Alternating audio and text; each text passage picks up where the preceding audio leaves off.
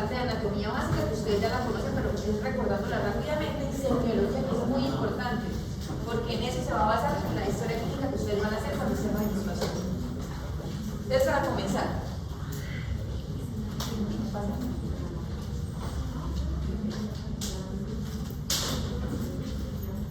bueno, estos son los objetivos de cada clase. Yo les voy a mandar un documento en donde están los objetivos de cada clase para que ustedes lo lean y tengan presente hoy qué es lo que yo quiero que revisemos en cada tema. ¿Listo? Aquí están los de esta clase y luego ustedes lo miran en detalle. Bueno, entonces, con respecto a las generalidades, entonces vamos a hablar un poquito acerca de las funciones de la piel. Yo sé que algunos ya robaron por dermatología, otros no, pero revisemos un poco qué saben ustedes con respecto a las funciones de la piel. ¿Para qué nos sirve la piel? Una barrera frente a qué? A las infecciones, bueno, microorganismos, ¿qué más? Bueno, frente a la radiación ultravioleta, ¿cierto? Y algunos otros agentes que están en el medio ambiente también, alergenos, irritantes también. Perfecto, ¿qué otra función? Absorción de vitamina para la formación de vitamina. Muy bien, entonces la exposición solar finalmente genera absorción de vitamina D a través de la piel. Muy bien, es la principal fuente de vitamina D. ¿Qué más? Termorregulador. Termorregulador, muy bien. Sí. Para la sensibilidad para también. ¿Qué más? ¿Qué más servirá? ¿Qué más dice? La parte inmunológica que también hablaron y la reparación también, ¿no? La reparación de las heridas. Estas son las funciones generales. Ahorita vamos a hablar específicamente dónde se llevan a cabo cada una de ellas. Recordemos que la estructura de la piel está dividida en 4 grandes capas. Una que es la epidermis, la más externa, tenemos la unión dermoepidérmica. ¿Alguno tiene un señalador? ¿No? Bueno, tengo que señalarles acá, sí. Entonces, ¿la epidermis? Sí. Tengo gripo. Sí. Y que me molesta la luz. ¿Será que le puede prender alguna luz? Sí, claro, si quiere prendamos las de atrás. A ver si mejora.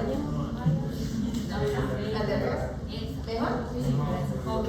Bueno, entonces tenemos la epidermis, la unión dermoepidérmica, la dermis y el tejido graso. Esas son las 4 estructuras principales que conforman la piel. Entonces, vamos a empezar a hablar de la más externa, es decir, de la epidermis. Es una capa que más o menos tiene hasta 1.5 milímetros y va a depender del área anatómica un poco la diferencia en su grosor, y eso lo vamos a ver sobre todo en la dermis. ¿Qué características importantes tiene la epidermis? Que está formada en su mayoría por células, ¿sí? Y la célula principal van a ser los queratinocitos, casi hasta el 90% de su composición. Es decir, que el otro 10% van a ser otras células que también vamos a hablar ahorita un poco de ellas. Importante, ¿cuál es la función de los queratinocitos? Formar una envoltura en la capa más superficial que es la barrera específica frente a los agentes externos. ¿Listo? ¿Cada cuánto se va a hacer el recambio de esas células o de esos queratinocitos desde que están en la capa más profunda hasta la parte más superficial? Más o menos un mes, de 28 a 40 días más o menos. Eso es importante porque vamos a ver que en algunas enfermedades ese recambio se va a dar mucho más rápido y típicamente nos van a dar algunas lesiones de la piel, pero ahorita vamos a ver en semiología. Con respecto a las capas específicamente de la epidermis, tenemos el estrato más profundo, es el estrato basal, que es el que está en contacto con la unión dermoepidérmica. Usualmente es una, máximo 2 hileras de capas de células y está formada en su mayoría también por queratinocitos, y aquí ya vamos a empezar a ver otras células, que son los melanocitos. ¿Para qué sirven los melanocitos? Para dar el pigmento de la piel, ¿sí? Por lo tanto también hacen parte de la protección frente a la radiación ultravioleta.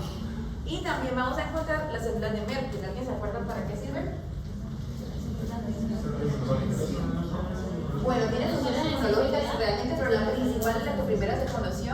Tiene que ver con la sensibilidad, el mecanoreceptor. Pero también ya sabemos que tiene funciones endocrinas e inmunos también incluso.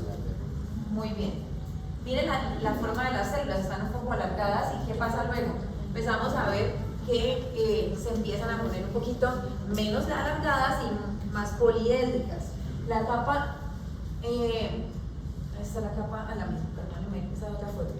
La capa espinosa, fíjense que ya están un poco más planas y empezamos a ver que ya hay otras estructuras que la forman, ¿sí? Y que le dan la apariencia y el nombre de espinosa, que son estas espinitas, que son las uniones intercelulares, específicamente los desmosomas, que es lo que le dan ese aspecto a las células.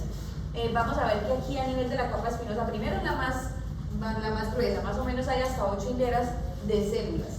Y aquí vamos a ver que se empieza formar unos gránulos que están acá, estos rojitos, que son los gránulos lamelares. Estos son importantes porque van a formar los lípidos que luego hacen parte de la envoltura lipídica de la capa córnea. Esto para que lo tengamos en cuenta. Vamos ascendiendo a la capa granulosa. Aquí ya vemos que las células están más planas todavía, más o menos son 2 hileras de queratinocitos, siguen estando presentes las uniones intercelulares todavía, pero aquí empezamos a ver que esos gránulos que se forman se llaman gránulos de queratohialina, que básicamente están a cargo de producir la envoltura queratinizante del estrato córneo también. ¿Sí? Entonces ya vemos que en la capa espinosa y en la capa granulosa se producen los gránulos que finalmente forman la estructura de ladrillos y cemento que vamos a ver en la capa córnea. Aquí es importante mencionar la filagrina, que ustedes la ven acá mencionada. ¿Y por qué va a ser importante eso? Cuando revisemos dermatitis atópica, que es uno de los temas que se va a ver en el semestre, vamos a ver que hasta el 50% de las personas tienen mutaciones en esta filagrina y es lo que ocasiona piel seca y pérdida de la barrera de la piel. ¿Listo? El estrato córneo, que es la capa más externa de la epidermis, vamos a ver que está conformado por una estructura de queratinocitos sin organelas, ¿sí? Pierden su núcleo y todas sus organelas y empiezan a perder también las uniones intercelulares. Y lo que hacen es que dan un aspecto entonces de ladrillos en medio del cemento. Los ladrillos están formados por las envolturas lipídica, que es la amarilla, y la queratinizante, que es la azul oscura, en medio de lípidos libres, ¿sí? Esa es la estructura típica del estrato córneo. Y luego, ¿qué va a pasar? Después de que esto sucede, la célula simplemente se descama. Esto debe ser invisible. Cuando no es invisible es porque hay un problema en el proceso de maduración, es decir, ese número de días que toma la piel en que el queratinocito esté entre la basal y llegue a la capa córnea va a ser mucho más acelerado.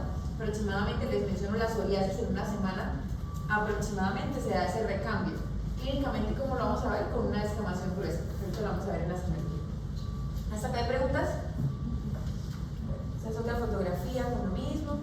Ahí están las funciones de la piel, hidratación por la filagrina. La filagrina produce algo que se llama el factor humectante natural, que básicamente retiene agua, ¿sí? Y también, como lo hablamos anteriormente, en esta envoltura queratinizante se va a llevar a cabo la protección frente a la radiación ultravioleta. Esta es una imagen histológica.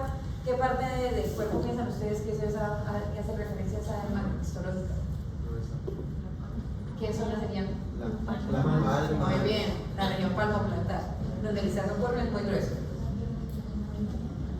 Bueno, bajando a la epidermis, nos encontramos con la unión dermoepidérmica, que comunica directamente esa epidermis con la dermis. Es un estrato de transición y está formado por 3 capas que ustedes las van a ver acá: la lámina lúcida, la densa y la lámina densa, que es la que está en contacto con la dermis. No me interesa que se aprendan los nombres de esas estructuras, pero sí deben saber que esto existe porque es el medio por el cual la dermis provee nutrientes a la epidermis. Si ustedes recuerdan, dijimos que la epidermis son puras células nada más. ¿Y cómo tienen la nutrición? Del medio ambiente no es.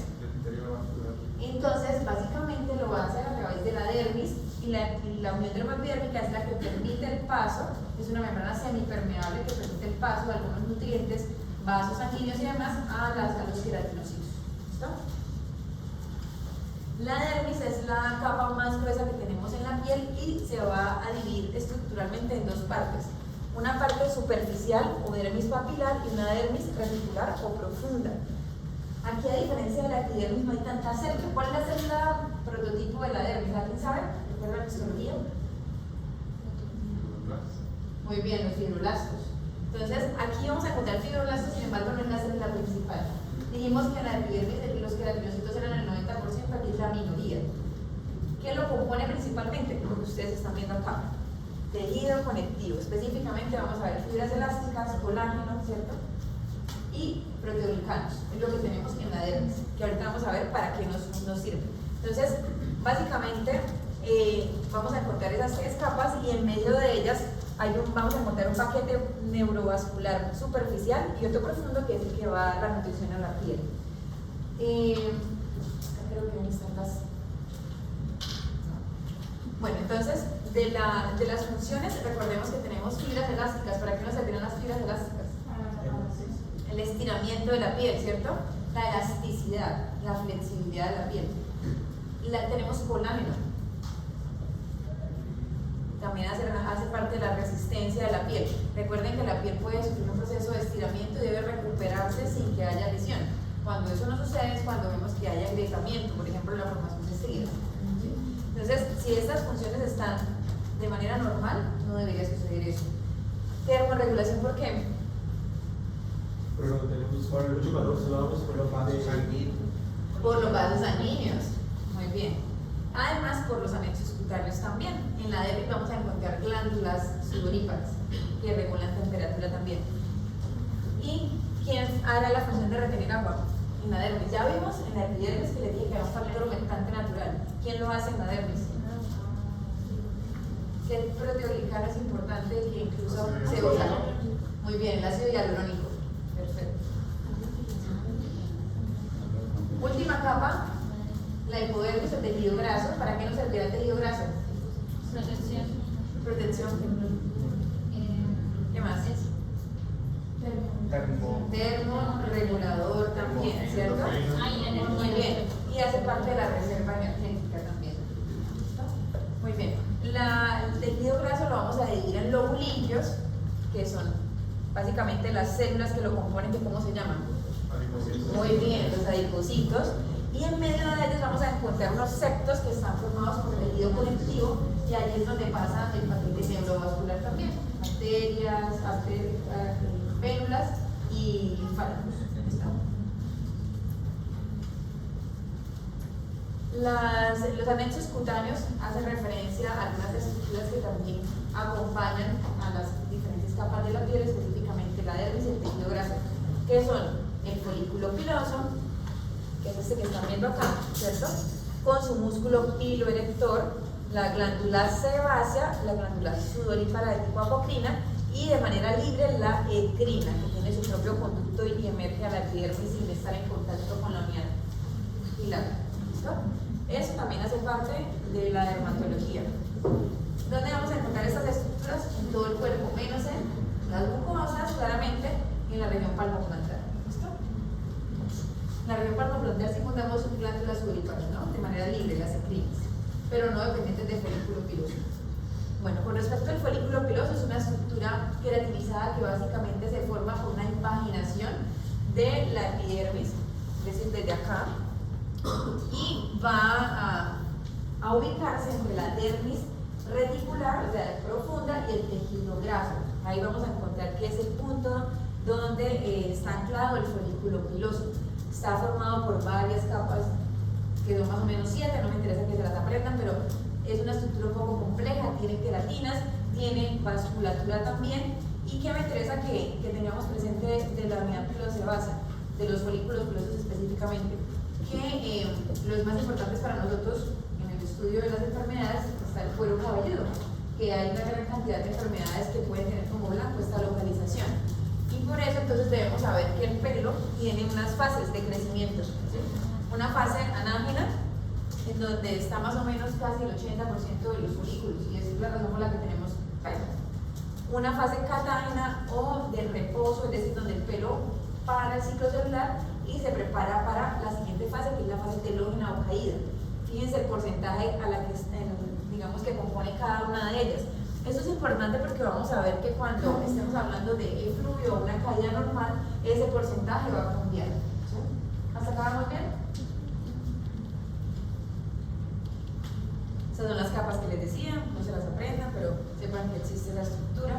A cada tipo de pelos, tenemos pelos terminales, vellos también, tenemos pelos miniaturizados, pero esto ya es patológico, esto hace referencia a la alopecia endogénica, por ejemplo. Y el atomo que es temporal, y lo vamos a ver en los recién nacidos ahora que ustedes están en pediatría. Ahí están las fases de crecimiento distintas en cada uno de ellos. Obviamente, entre sea el pelo terminal, la fase de crecimiento va a ser más larga, los vellos van a tener una fase de crecimiento más corta, o sea, el recambio se va a dar mucho más rápido. Las uñas también hacen parte del estudio de la dermatología y básicamente son estructuras que están formadas por una lámina, el lecho o cama donde ella descansa y la matriz que da origen a ella. Entonces esta es como la estructura, está está la lámina ungueal, ¿cierto? Los pliegues laterales, el hiponiquio o borde libre de esa uña y este que es el pliegue proximal, ¿sí? Porque es importante tener en cuenta como las partes de la uña y sus funciones, así como su recambio, porque hay muchas enfermedades en donde vamos a ver que están involucradas ellas. La psoriasis, el líquen plano, las infecciones micóticas como la onicomicosis, en donde vamos a ver que está alterada ya sea su morfología, su crecimiento o incluso se asocia a algunas manifestaciones como dolor, etc., que lo iremos revisando. Las mucosas, los dermatólogos también, digamos, evaluamos las enfermedades que afecten mucosa oral y los genitales también, incluso algunas de compromiso anal, para que lo tengan presente. Recuerden que las mucosas básicamente son revestimientos húmedos que dependiendo de cuál estemos hablando pues tienen diferentes funciones. En el caso de la mucosa oral nos va a ayudar en el proceso de la masticación y la dilución del alimento. También tiene función protectora y de absorción de algunas secreciones que básicamente son necesarias. Las capas de la piel, de la mucosa son similares a las que vemos en la piel, solo que en algunas áreas van a carecer algunas de ellas. Por ejemplo, lo que tiene que ver con la mucosa de revestimiento, es decir, no la masticatoria, hay algunas capas que no están y yo debo saberlo porque cuando tome una muestra de esa zona, si yo no tengo presente ese, voy a pensar que es anormal, ¿sí? Pero es un proceso adaptativo básicamente. Hasta acá preguntas. Esto es un repaso veloz porque sé que ustedes en algún momento hablaron de anatomía, supongo, y histología también, en algún momento supongo que lo vieron, ¿sí? Eso con repaso general para que entremos en la semiología que me interesa tengan muy claro. Entonces, lo primero que vamos a hacer cuando hablamos a un paciente que nos llega a la consulta es evaluar el color de piel. ¿Para qué le quiero evaluar el color de piel? Por varias circunstancias. Uno, porque el color de piel nos puede mostrar alguna, digamos, frecuencia de enfermedades que van a ser más prevalentes en esa población específica. Dos, el comportamiento de algunas enfermedades también va a ser diferente según el tipo de piel. Y básicamente para evaluar también complicaciones como por ejemplo pigmentaciones que se puedan dar en algunos fototipos. Entonces para eso utilizamos la escala de Fitzpatrick. Está un poco revaluada, seguramente en el futuro hablaremos de otras escalas, sin embargo es la que sigue siendo vigente y la que vamos a utilizar todavía para clasificar nuestros pacientes. Se clasifica del 1 al 6 teniendo en cuenta el color de piel y la capacidad que tiene el paciente para broncearse o quemarse cuando se expone al sol. Entre más bajo es el fototipo, más blanco es el paciente y más capacidad tiene de quemarse y no broncearse. A diferencia, por ejemplo, un fototipo 6, que es un paciente de color oscuro que usualmente se broncea y nunca se quema. ¿Listo? Luego vamos a hablar de las lesiones elementales. Hay varias formas de clasificarlas, unas primarias, otras secundarias. Las primarias hacen referencia a las lesiones que aparecen en la piel y están previamente sanas, y la secundaria que aparecen sobre una piel que ha tenido alguna alteración, ¿sí? Otra forma de clasificarlas, que es como vamos a hacerlo, es según la morfología o las características de cada una de ellas. Entonces vamos a hablar de lesiones planas. Por definición, una lesión plana es que no se toca. Si ustedes cierran los ojos y van a revisar al paciente, no pueden identificar dónde está la lesión por solo palpación. Es decir, que solamente la visualización permite hacer la diferenciación. Y es donde vamos a ver cambios en el color hiper o hipopigmentado. Vamos a hablar entonces de lo que es la mácula, que es lo que les acabo de mencionar, una lesión que no es palpable, pero la vamos a poner un tamaño, menos de 1 centímetro. ¿Alguien sabe qué tiene el paciente de la fotografía?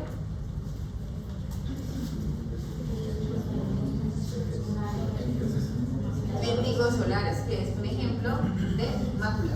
¿Listo? Son lesiones pigmentadas por sol, que van a ver luego cuando estén rotando con nosotros. El parche tiene una definición similar a la anterior, lo único que cambia es el tamaño. Entonces, es una lesión que no se palpa, pero que mide más de 1 centímetro. ¿Qué tiene la paciente? Melasma. Muy bien, melasma. ¿Y la allá? Parches, pero ¿de qué de causa? Es un eritema fijo medicamentoso, es una reacción a medicamentos. Otra lesión plana es el eritema. Fíjense que ahorita hablamos de lesiones hiper e hipopigmentadas. Aquí estamos hablando de enrojecimiento. Cuando hablamos de eritema, acuérdense que ya empezamos a involucrar en la mayoría de los casos vasculatura. Entonces hay una dilatación arterial y de venas, sobre todo en la parte superficial. Entonces, ¿Qué le pudo haber pasado a la paciente de abajo? Es más fácil. Se quemó, ¿cierto? Es un ejemplo de eritema, por ejemplo. Y resulta que de este eritema hay una subclasificación que es la eritiodermia. La eritiodermia hace referencia a un paciente que además que está rojo, debe cumplir que tenga más del 90% de su superficie comprometida. Y que usualmente se acompaña de otras cosas como por ejemplo descamación. Entonces la eritiodermia tiene muchas causas. Hay un tema que vamos a ver con ustedes que son urgencias dermatológicas, vamos a hablar de este tema específico. Y vamos a ver que hay muchas causas. Psoriasis puede llevar a un paciente que se ponga así, un medicamento, o como está ahí en el ejemplo, una micosis fungoide, que es un linfoma de células T. Vamos a hablar ahora de lesiones que se pueden palpar. Primero es una pápula. Es una lesión que es sobrelevada, que usualmente es sólida, y las pápulas usualmente se forman en la epidermis, por lo tanto ya ustedes empiezan a aprender que cuando la epidermis es la única involucrada, no deja cicatrices, para que lo tengan presente. Causas de pápulas hay muchas, acá están mencionadas, por ejemplo, depósitos metabólicos, simplemente proliferación de células, ¿cierto? Hiperplasia o infiltrados celulares. Las pápulas pueden ser eritematosas, pueden ser del color de la piel, pueden tener algo de pigmento en la piel, ser planas o tener una umbilicación, es decir, una depresión central. ¿Alguien sabe algún ejemplo de pápula? ¿Qué es eso? Moluscos contagiosos, muy bien, por allá alguien que dijo, ok, seguramente ya lo habrá visto. Y esta que es más difícil, es un líquen nítido, pero son ejemplos de pápulas, solo que estas pápulas, por ejemplo, son blanquecinas, las otras eran más como rosaditas. Si tienen preguntas, las pueden ir haciendo de una vez. ¿Listo? Placas. Entonces, a diferencia de la pápula, es una lesión que es más larga que alta. ¿Sí? Se palpa también, pero no llega a tener la altura que tiene la pápula. Ejemplo de placas que tiene este paciente.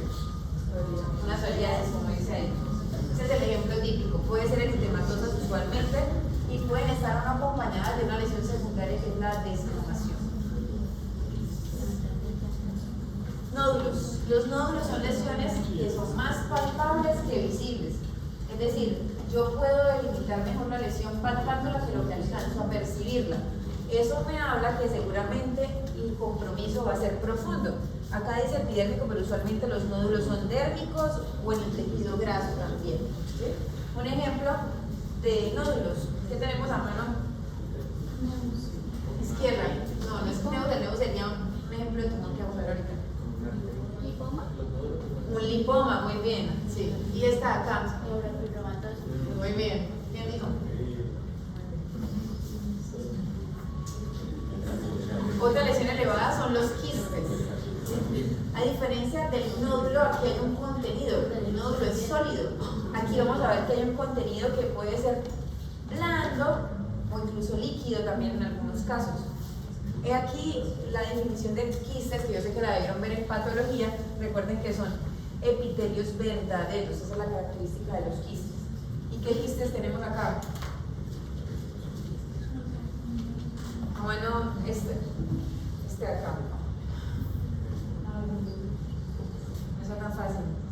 Quiste de inclusión epidérmica y el de acá es un quiste pilar. ¿Listo? Casi. Roncha o amón.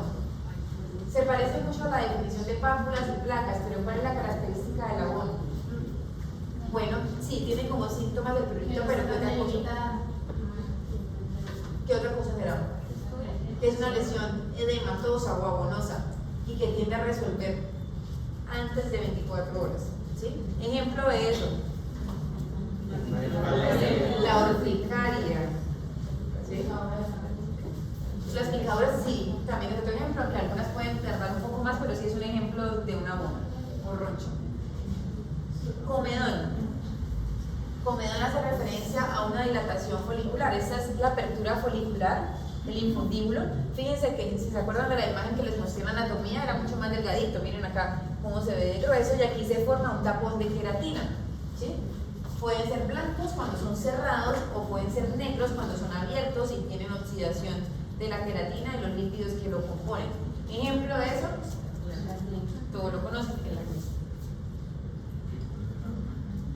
Cuerno cutáneo hace referencia a una lesión que tiene un aspecto cónico. ¿Sí? ¿Cuál será la capa de la piel que está alterada? ¿Cuál? La epidermis. Y específicamente, ¿cuál capa de la epidermis? Ya que vimos anatomía. El estrato córneo. Entonces, el estrato córneo está engrosado y es aspecto único. ¿Por qué es importante esta lesión elemental? Porque resulta que esto es un signo clínico que nos indica que hay algo en la base que lo ocasionó. Por ejemplo, en este caso es una base gruesa, seguramente es un cáncer de piel, un carcinoma escamocelular. Lo podemos ver en una verruga, una queratosis seborreica que son benignas, pero en ocasiones podemos verlos también en carcinomas escamocelulares. Eso significa que no está haciendo recambio. Eso significa que está acumulando, sí. Y generalmente, por ejemplo, en el carcinoma usualmente es por acumulación de las mutaciones del ADN. Muy bien. Entonces, cuando vean cuerpos cutáneos, indicación siempre de quitarlos. ¿Listo? Sobre todo la base. La calcinosis también es otra lesión palpable, pero aquí básicamente la característica es que forman unas placas duras, como si fueran empedradas. ¿Sí? Fíjense el color que tienen. Tiene un color como entre rosado, naranja, amarillento.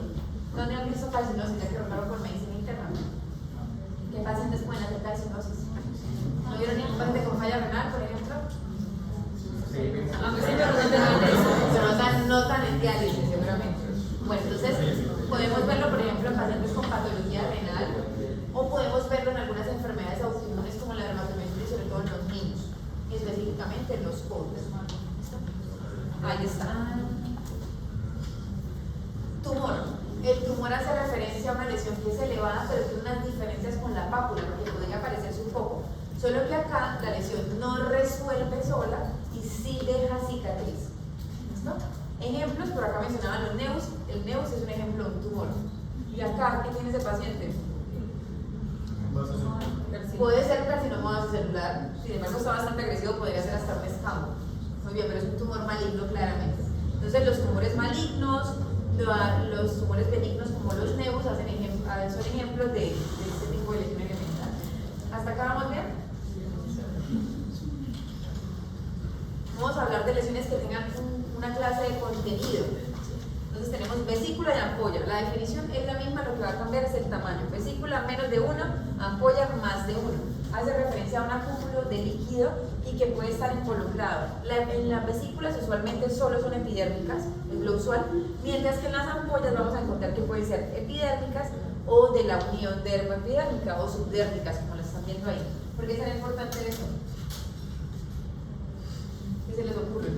¿Por qué tenemos el capricho de decir que una ampolla sea en la epidermis o sea más abajo? ¿Quién es eso? Muy bien. ¿Quién es eso? Muy bien. Entonces, la cicatriz. Porque recuerden que dijimos, cuando estamos hablando de la epidermis, usualmente resuelven sin dejar huella. Pero si estamos en la unión de la epidermis o en la dermis, ya va a dejar cicatriz. La etiología también va a cambiar. ¿Sí? Pueden ser causas infecciosas, pueden ser autoinmunes o genéticas las causas de las ampollas. Pústula. La pústula hace referencia a la colección de material purulento que puede ser o no folicular, es decir, que depende de un folículo piloso. Cuando depende de un folículo piloso lo vamos a llamar foliculitis. Pero también hay enfermedades en donde también podemos ver pústulas que no son dependientes de folículo piloso, como la psoriasis. Entonces, cuando vemos una pústula, ¿qué se imaginan siempre ustedes? ¿Qué cosa? Un varito. Bueno, es una lesión elemental del acné, ¿de acuerdo? Ahí está, es una lesión infecciosa. Usualmente usted ve una pústula y se imagina que hay infección. No necesariamente es infección, usualmente es un acúmulo de nucleófilos que puede ser o no infeccioso.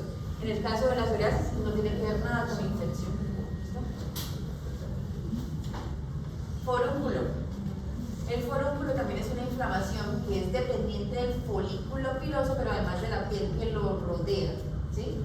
Y lo importante aquí es que usualmente tiene una apertura central, una costa negruzca y hay una secreción purulenta que emerge de ahí. Usualmente resuelve dejando cicatriz.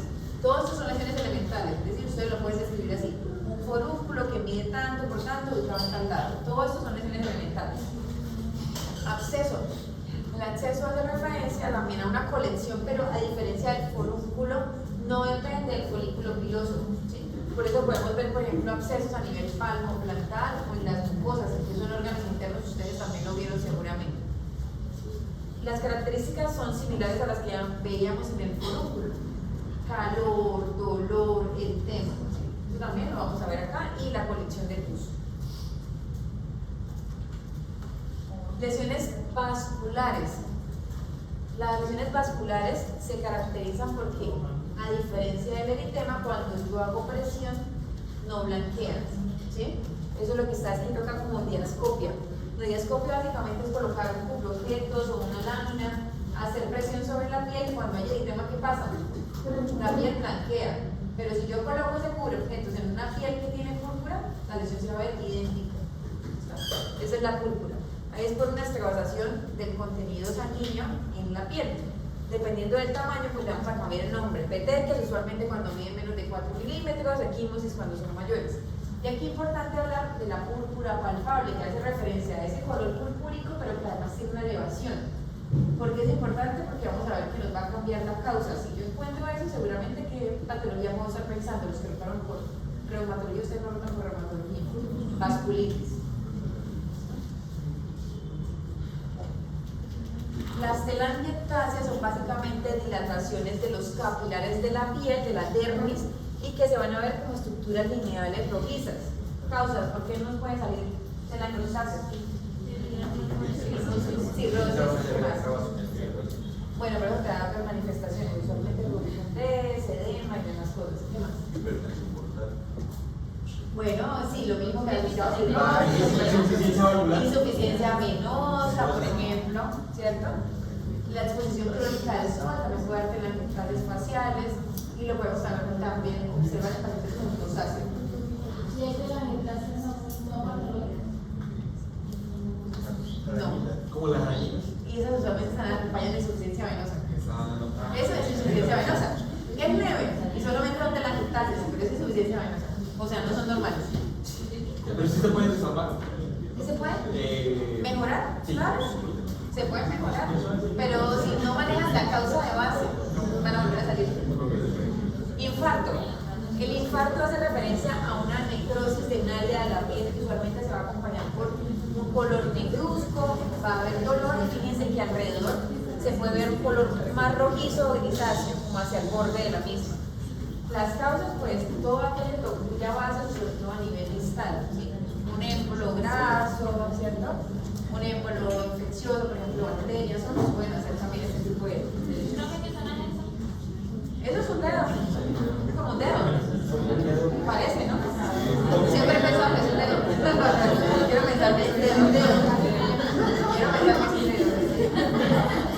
Bueno, lesiones deprimidas. Aquí vamos a ver que las lesiones están por debajo del nivel de la piel, ¿listo? Entonces una erosión, fíjense que acá lo muestran en este esquema que me parece muy interesante para que no lo olviden. Una erosión hace referencia a una pérdida en la continuidad de qué capa? Epidermis, únicamente. Miren la unión de epidérmica acá. La respeta, ¿sí? Entonces es epidérmica y puede ser secundaria a qué? ¿A quemadura? Bueno, una quemadura. Usualmente en pacientes que han tenido una ampolla antes, ¿sí? La ampolla se rompe y cuando se rompe produce esta lesión que ya es secundaria, la erosión, ¿sí? Usualmente no deja cicatriz porque ya vimos que es epidérmica. Acá está un ejemplo de eso. Una ampolla que se rompió y miren que dejó esa zona, eso es la erosión. Y esta es la epidermis que se desprendió. Cuando el sistema no es cicatriz. La fintena sí deja cicatriz. Usualmente son ampollas tensas, sanguíneas. No estaría acá. La úlcera. Entonces la úlcera, fíjense que aquí ya, ¿qué pasó? Atravesó a la dermis, por lo tanto va a dejar cicatriz, ¿sí? Entonces, causas de úlceras. Ustedes todas las conocen. Vasculares, arteriales, venosas, la diabetes, ¿cierto? El pioderma gangrenosum, que es una enfermedad inmune. Infecciosas, ¿como cuál? ¿Qué causa infecciosa da la úlcera? ¿Cómo está? Causa infecciosa que genere úlceras. Una bacteria que come carne. La otra sería un diabético por insuficiencia. Por Leishmaniasis. Después la vamos a ver.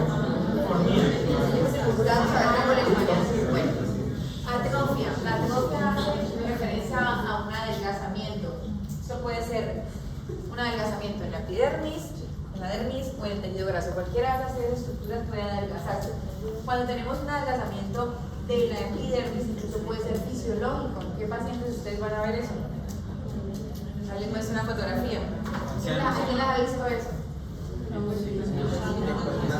Bien, los abuelitos, ¿cierto? Entonces, eso hace parte del envejecimiento intrínseco o fisiológico. ¿Listo? Entonces, eso es una atrofia epidérmica que está descrita como el papel de cigarrillo. Atrofia de la dermis. Entonces, fíjense que ya vemos que la piel empieza a tener una depresión como tal. Esto puede ser una lesión secundaria, por ejemplo, una esclerosis o un endurecimiento que resuelve y me va a dejar un área más deprimida con respecto al nivel de la piel. ¿Listo? Y la atrofia grasa, que la podemos ver así, por ejemplo, aquí hay ejemplos, lo podemos ver en enfermedades autoinmunes, puede ser localizada o puede ser difusa. Aquí, por ejemplo, les tengo un ejemplo de lupus, puede dar en cara, puede dar en los brazos. También lo podemos ver, por ejemplo, en pacientes VIH. Algunos antirretrovirales pueden causar esta linfoatrofia facial, o incluso, por ejemplo, por inyecciones. Anteriormente algunas medicinas causaban esto en el sitio de aplicación. Otra lesión deprimida es la poiquilodermia, que también se las voy a preguntar mucho en rotación porque lo vamos a ver con frecuencia. Esto hace parte del fotoenvejecimiento, ¿sí? Que es tal vez de las patologías que más vamos a ver en nuestros pacientes. Eso hace referencia a que la piel está atrófica, pero además fíjense que tiene diferentes colores. Tiene unas áreas blanquecinas, tiene unas áreas pigmentadas, tiene unas áreas eritematosas con telangiectasias. Toda la suma de eso se llama poiquilodermia. Y ejemplo, entonces en este caso es una radiodermitis, es decir, un paciente que recibió radioterapia y de forma secundaria hizo esa lesión. Cada vez la vemos menos porque utilizamos energías mucho más bajas para tratar cáncer, ¿sí? Pero también lo vamos a ver con frecuencia en la poiquilodermia de Sivak, que es lo que les mencionaba del sol, lo vamos a ver mucho en el polvo. Esto es un signo de fotoenvejecimiento. Senos o tractos sinusales hace referencia a comunicación entre lesiones o esas lesiones y la piel. Entonces fíjense que realmente es un pliegue, lo que estamos viendo acá, y vamos a ver que hay varias lesiones nodulares, hay abscesos, ¿cierto? Pueden haber forúnculos y se comunican entre sí. Estos son los tractos sinusales. Y básicamente aquí la importancia de esto es porque usualmente generan lesiones graves que van a resolver. ¿De qué manera? Terminan en atrofia. Dejando cicatriz. ¿Listo? El ejemplo, ¿Eso puede pasar en una acné vulgar? ¿eso puede pasar en acné vulgar? Sí. No es tan frecuente que haya tractos sinusales, pero sí puede verse. Y sobre todo cuando la acné se asocia a otra patología que es la que está ahí. Vamos a ver que hay una cosa que se llama temporada folicular en donde hay acné, por ejemplo, conglobado o severo. Está la hidradenitis, puede tener un quiste pilonidal y puede tener una cervicitis de carne de estrías, también todos las conocen, las han visto, básicamente son lesiones lineales y aquí por eso vuelvo a tomar lo que hablábamos antes de las funciones de la piel. Aquí hay una pérdida en la elasticidad de las mismas porque genera ruptura de la dermis. Usualmente lo vamos a ver en pieles deshidratadas o que están bajo algunas condiciones que hacen que se estire mucho más de su capacidad, por ejemplo la obesidad, el desarrollo, ¿cierto? El embarazo, pues más que la edad, debe haber alguna cosa que genere estiramiento, ya sea que se subió mucho de peso o alguna sustancia específica. Hay personas que tienen desde su punto de vista genético una mayor predisposición a hacerlas, básicamente no tienen ninguna implicación excepto en alguna enfermedad. ¿Cuál sería? En la que sí debemos tener presente cuando la veamos buscarla. Cushing. ¿Y cómo son esas estrías? Son violáceas, pero además son anchas, tienen más de 1 centímetro. ¿Y dónde van a verlas? En el Abdomen. Los surcos hacen referencia a tractos que recorre, en este caso, un ácaro. Esta es una lesión elemental típica de la escabiosis, que es uno de los temas que vamos a revisar, ¿sí? Entonces, básicamente es cuando el ácaro recorre la capa córnea y va dejando estos trayectos lineales. Es una lesión elemental típica y la vamos a ver en las manos. Puede ser un signo que nos ayuda a diagnosticar escabiosis. No se ven todos los pacientes, pero cuando está presente me ayuda a hacer el diagnóstico. Va a ser en esta zona interdigital. Esclerosis. La esclerosis hace referencia a un endurecimiento de la piel. ¿Cuál será la capa que endurece? ¿Será la epidermis? La dermis. Entonces hay un endurecimiento de la dermis. Y clínicamente, ¿qué vamos a ver? Que es una placa dura, es una lesión firme, y usualmente puede dar un color violáceo en algunos casos o blanco nacrado como lo están viendo en la imagen. ¿Sí? Ejemplos de eso, aquí tenemos por ejemplo un paciente con Morfer, que es una esclerosis de la piel. Sé que hay muchas cosas que nunca lo han escuchado en su vida, pero ahí van moviendo pacientes y van viendo cosas y cada vez van aprendiendo más cositas, pero por lo menos se llevan un panorama general de la dermatología. Lesiones donde hay un cambio en la superficie de la piel, descamación o escamas, hace referencia a una aparición o un desprendimiento anormal de ese estrato córneo. Recuerden que yo les dije que el estrato córneo debe renovarse todo el tiempo, pero eso es invisible. Cuando ya lo veo es porque ese recambio se alteró. La descamación puede ser fina, la vamos a llamar pitiriaciforme, desde ejemplo, pitiriasis rosada, pitiriasis alba, versicolor, ¿sí? O puede ser muy gruesa, como por ejemplo en la imagen de abajo que aquí corresponde a la psoriasis. Las tiñas ahí también entrarían. ¿Teñas? Las tiñas. Las tiñas, claro, por supuesto. La tiña es un ejemplo de una lesión en placa eritematosa que genera como lesión secundaria de descamación en el borde. Costra, básicamente es la desecación de una secreción, que puede ser sangre, o puede ser pus, o puede tener una coloración amarilla, cerosa, dependiendo de eso es el color de ellas y le hace pensar a uno en cuál es la causa. Si yo veo una costra mática, ¿qué pienso? Que esa lesión sangró, ¿sí? Si yo veo una costra amarillenta, vamos a ver, esto por ejemplo es típico y aquí lo vemos de qué enfermedad. Muy bien, del linfético. Del linfético, y por ejemplo si las veo verdosas seguramente va a pensar que hubo pus ahí antes. La excoriación son lesiones lineales que son producto del rascado y las vamos a ver en todas las condiciones que me generen prurito, ¿sí? Una escabiosis, una dermatitis atópica, o incluso son pacientes con patología psiquiátrica, también puede ocasionar este tipo de lesión. Y nos indican que hay que buscarle alguna condición que explique el rascado de la piel. ¿Listo? La fisura. La fisura hace referencia a un agrietamiento o un rompimiento de esa piel que usualmente se acompaña de un engrosamiento y una resequedad de la misma, ¿sí? En el ejemplo de abajo, ¿cuál podría ser la causa? ¿Por qué se agrietó esa zona?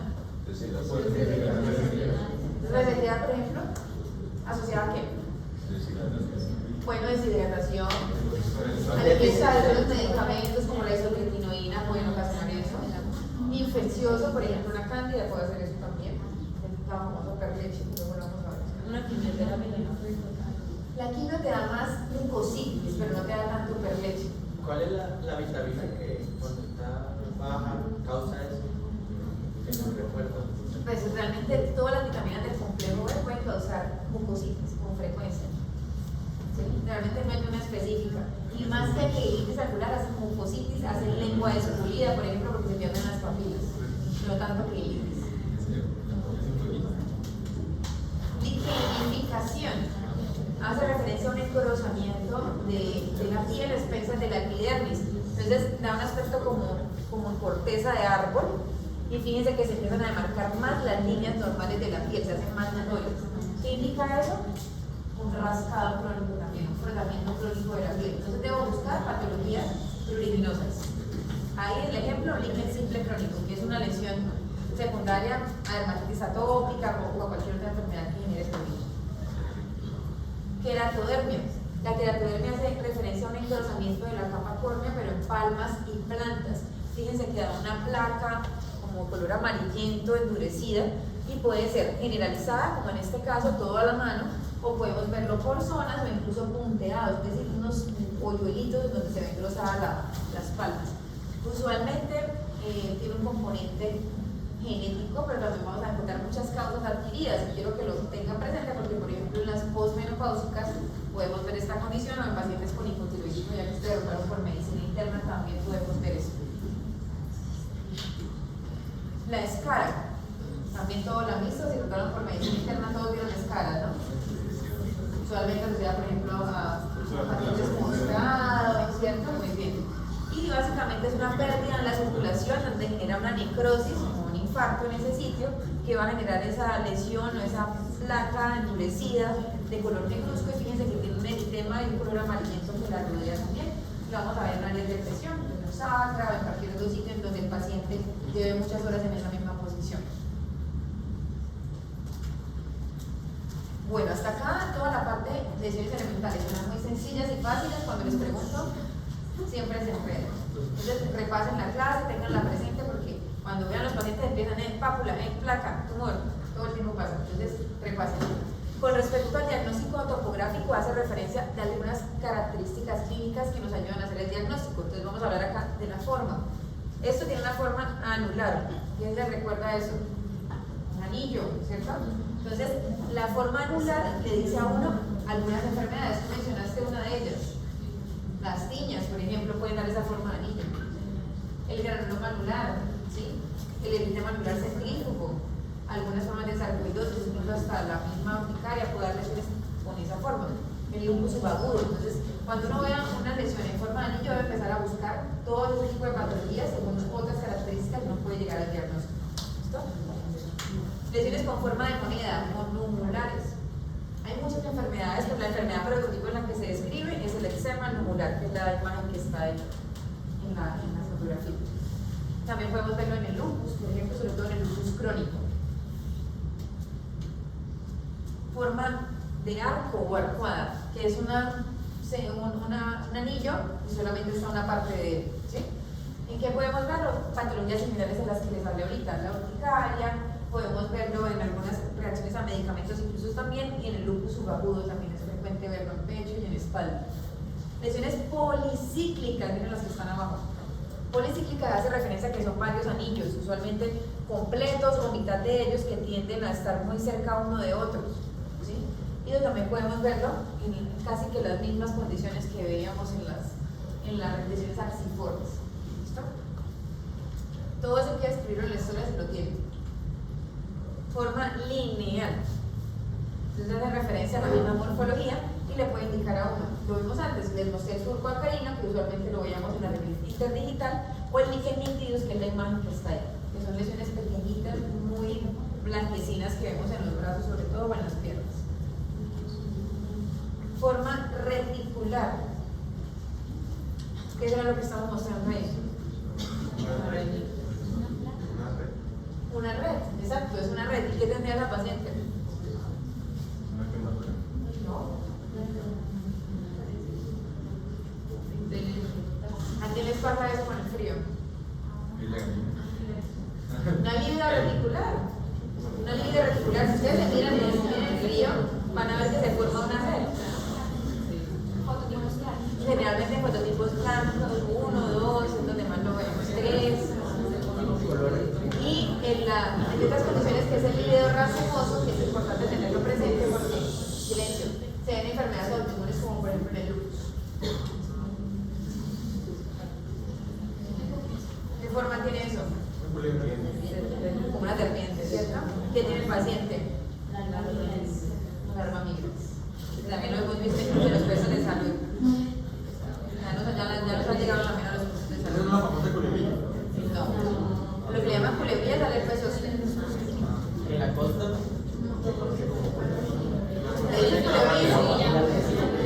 bueno, acá, por acá culebrilla es el herpes zóster. Hay diferenciación de las zonas. Bueno, eso es diferente. Una culebrilla que ya No, es que la alarma migra es un gusano que tienes que correbar. yo sé, cuando llegué acá y me hablaron de culebrilla, yo pensaba que era la culebrilla que conocía, pero no era herpes. Y yo, ok. bueno, aprendimos también algo. Lesión entiana. La lesión entiana hace referencia a una placa que usualmente tiene 3 tonos diferentes. Entonces vamos a encontrarla con por ejemplo, una revista hematoso, puede ser una área grisácea y el centro puede ser una ampolla. O sea, debe tener 3 zonas de tonos diferentes que forman un anillo, que da forma de tiro al brazo. ¿Listo? Para que no lo olviden. Ejemplo, el eritema multiforme, que es una reacción de hipersensibilidad al herpes simple, los fuegos o el herpes simultáneo.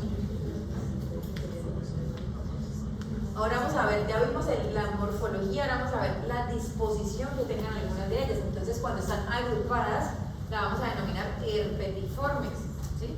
El ejemplo típico, pues sí, es el herpes simple, pero pues hay otras enfermedades como la dermatitis herpetiforme, que es una enfermedad autoinmune que también puede dar lesiones agrupadas.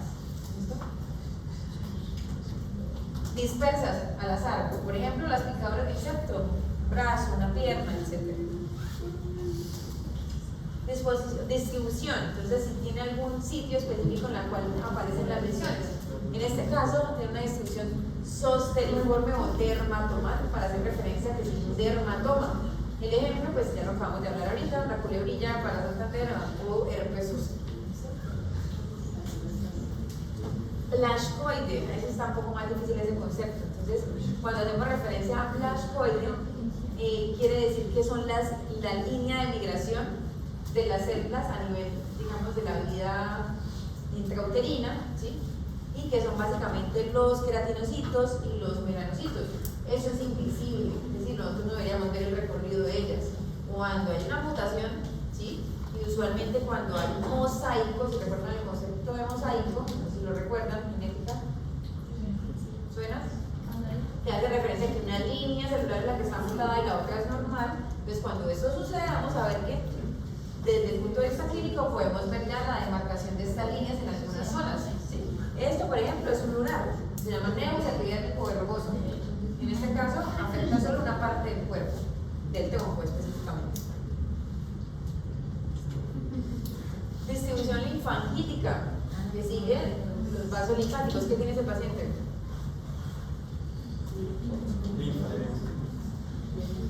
No tiene ni edema, casi será esta flaquita. Piensen en semestre infecciosas. Esporodicosis. Esporodicosis. ¿No lo han escuchado nunca? No, en la vida. No, para que lean infecciones micóticas profundas. Acá fue la puerta de entrada, hizo una úlcera y posteriormente hizo nódulos. Siguiendo el trayecto linfático. Ahí está claro la zona, la forma en que se distribuyen las lesiones. Zonas poco expuestas, claramente. Ejemplo, una quemadura, una erupción polimorfa, una urticaria solar, pues pueden tener esa distribución. Distribución atral. Hace referencia a manos y pies. Entonces vamos a ver que hay unas enfermedades que les gustan más estos sitios. Por ejemplo, psoriasis, les gusta mucho palmas y plantas. El eczema disidrótico le gusta, que es lo que estamos viendo en la foto. Esto es un eczema disidrótico, manos y pies. Distribución en zonas extensoras, codos, rodillas. Ejemplo de enfermedades que les gusta esa distribución: psoriasis. Y al revés, flexoras, dermatitis atópica, por ejemplo. No quiere decir que sea la única, incluso hay psoriasis inversa también. Estamos colocando ejemplos de lo más frecuente por cada distribución. Después de haber revisado todo eso, esto es ya lo último, ya vamos a acabar. Esto es básicamente como la historia clínica, que es diferente a lo que ustedes vieron en medicina interna, debe ser compleja. Los datos generales son muy importantes. La edad ya nos muestra algunas patologías que van a ser más frecuentes, lo mismo si es hombre o mujer, si viene de alguna zona específica también. Por ejemplo, si el paciente le dice a uno que viene de área rural, ya vamos a empezar a pensar psoriasis, cromoblastomicosis, esporodicosis, ese tipo de cosas. La profesión, también vamos a ver que hay unas enfermedades que se asocian al tipo de labor que desempeñamos. Entonces, todo eso debe estar consignado en la historia. Motivo de consulta, indudablemente debe estar. La enfermedad actual, como consejo, que ojalá lleven en cuenta esas preguntas porque hace que sea un poco más completa, ¿sí? Entonces, lo que el paciente les cuente, que preguntar hace cuánto apareció para saber el tiempo, cierta evolución, en dónde están ubicadas las lesiones, si hay síntomas que lo acompañan o no, porque hay enfermedades que claramente le ayudan a hacer el diagnóstico de las manifestaciones asociadas, si ha estado en ese mismo sitio o se fue para otro sitio de las lesiones, si ha tenido cambios y sobre todo si esos cambios se han asociado con tratamientos, ¿sí? Por ejemplo, estamos hablando de las tiñas, la tiña con forma de anillo que le pusieron en trico jugado, que les encanta formular siempre, y resulta que el corticoide le modificó la lesión, ya no es un anillo, sino que se ve irregular. Entonces, si yo no pregunto eso y veo esa placa irregular, esto es una dermatitis y le sigo colocando corticoides a la tiña. ¿Listo? Después es importante evaluar los cambios y si esos cambios tienen una asociación con tratamiento. Desencadenantes que lo agravan y finalmente los tratamientos que reciben. Y si hubo no mejoría. Antecedentes, todos son importantes. Recuerden que, por ejemplo, esto nos orienta los antecedentes, por ejemplo, atópicos, una dermatitis atópica, ¿sí? Medicamentos, recuerden que también hay una gran cantidad de enfermedades asociadas a medicamentos, por lo que siempre debo tenerlo presente. Los ginecológicos, es decir, todo esto es importante a la hora de abordar el paciente, tanto los personales como los familiares. Por ejemplo, tenemos una lesión pigmentada y tenemos un paciente con un antecedente familiar en primer grado de melanoma, no se me puede pasar un melanoma de ese paciente. Revisión por sistemas. A veces uno pasa por alto esto y de repente hay una sola cosa y ya lo que quiere de la piel nada más y se pierde en el diagnóstico. Por ejemplo, si el paciente le llega a uno con unas lesiones purpúricas en las piernas, pero además el paciente de repente me dice es que me duele en las manos, ¿sí? Tiene una inflamación articular y además de eso con el frío hace fenómeno de Raynaud. Dios mío, seguramente tiene una enfermedad autoinmune y si yo solamente le voy a mirar la púrpura y no tengo en cuenta eso, pues me voy perdiendo el diagnóstico. Lo mismo con lesiones neoplásicas, pérdida de peso, sudoración y ese tipo de cosas. El examen físico, lo primero es evaluar cómo está el estado general del paciente, buen estado, mal estado, si está hidratado o no, si está ictérico, etcétera, para ir buscando algunas condiciones que pueda tener asociadas. Del examen físico en piel, lo primero que debe estar es el color de piel o Fitzpatrick, eso debe estar ahí. Y se colocan números romanos, no quiero que me pongan la historia 1, 2, números romanos, 1, 2 hasta 6, ¿listo? Y luego van a colocar las lesiones, una mácula, una pápula, qué tipo de forma o qué forma tiene, si tiene alguna distribución, alguna disposición, todo lo que acabé de hablarles, ¿listo?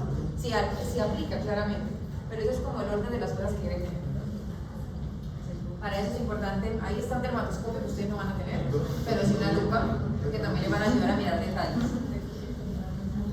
En ocasiones también vamos a requerir pruebas que nos ayuden a confirmar el diagnóstico. Aquí están algunas de las que más usamos y que van a estar dirigidas a lo que yo estoy pensando en cada caso específico. Para que las conozcan, hay muchas más, pero esos son ejemplos.